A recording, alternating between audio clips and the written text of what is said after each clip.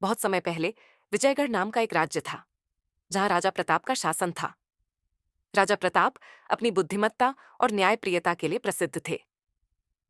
एक दिन उन्होंने एक अजीब घोषणा की। महल के सबसे ऊंचे मीनार पर एक जादुई घंटी है। जो भी उसे बजाएगा, उसकी सारी इच्छाएं पूरी हो जाएंगी। लेकिन याद रखना, उस घंटी तक पहुंचना आसान नहीं होगा। रास्ता खतरों और चुनौतियों से भरा हुआ है।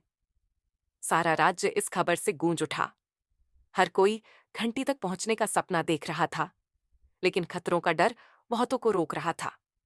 जो भी प्रयास करता, आधे रास्ते में ही हार मान लेता, क्योंकि वे कठिनाइयों का सामना नहीं कर पाते थे।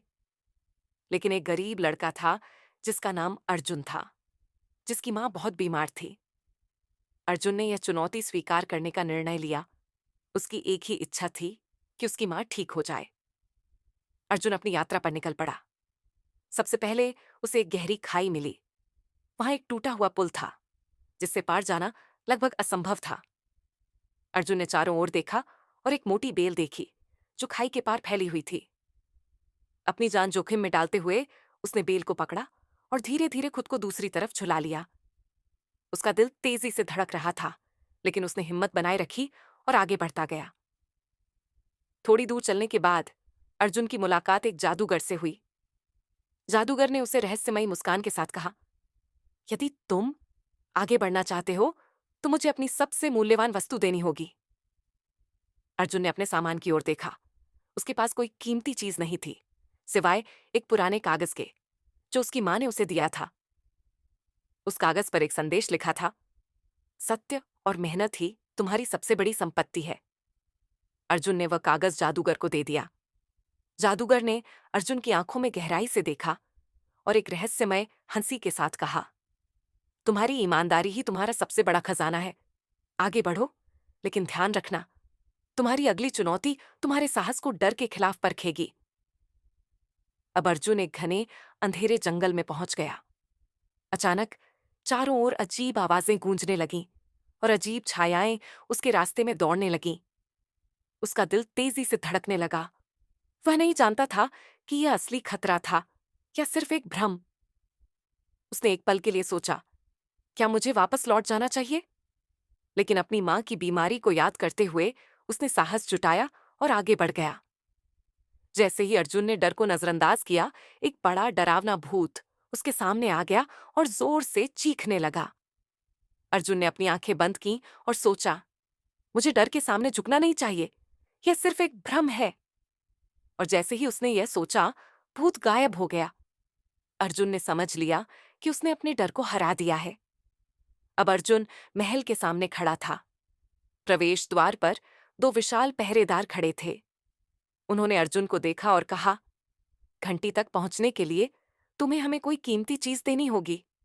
अगर तुम्हारे पास कुछ नहीं है, तो तुम प्रवेश नहीं कर सकते। अर्जुन के पास कुछ भी नहीं बचा था। उसने कुछ क्षण सोचा और फिर कहा, मेरे पास केवल मेरा सत्य और ईमानदारी है। क्या यह काफी नहीं है? पहरेदारों ने एक दूसरे की ओर देखा और द्वार खोल दिया। अर्जुन महल में प्रवेश कर गया, अनजान कि अंदर उसका क्या इंतजार कर रहा है। महल में चारों ओर सन्नाटा था। अचानक उसे एक हल्की सी आवाज सुनाई दी, जैसे कोई उसका पीछा कर रहा हो। उसने इधर उधर देखा, लेकिन कोई दिखाई नहीं दिया।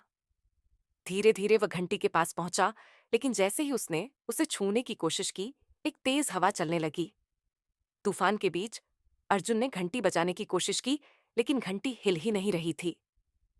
थोड़ी घबराहट के बावजूद अर्जुन ने हार नहीं मानी। उसने अपनी पूरी ताकत लगाई और आखिरकार घंटी बज उठी। पूरा कमरा उजाले से भर गया और उसके सामने राजा प्रताप प्रकट हुए। राजा मुस्कुराए और कहा, तुमने हर चुनौती को पार किया, डर, लालच और अपने सिद्धांतों से विचलित होने के प्रलोभन को। तुम्हारा सत्य और मेहनत ही तुम्हारी सबसे बड़ी ताकत है। अब तुम्हारी इच्छा पूरी होगी। अर्जुन ने सिर झुकाकर कहा, मेरी केवल एक ही इच्छा है कि मेरी मां ठीक हो जाए। राजा ने अपनी जादुई शक्ति का प्रयोग किया और अर्जुन की मां स्वस्थ हो गई।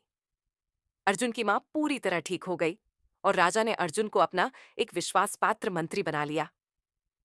तो दोस्तों, इस कहानी से हमें यह शिक्षा मिलती है कि सच्चाई, मेहनत और साहस से हम अपने डर और लालच को मात देकर किसी भी कठिनाई को पार कर सकते हैं।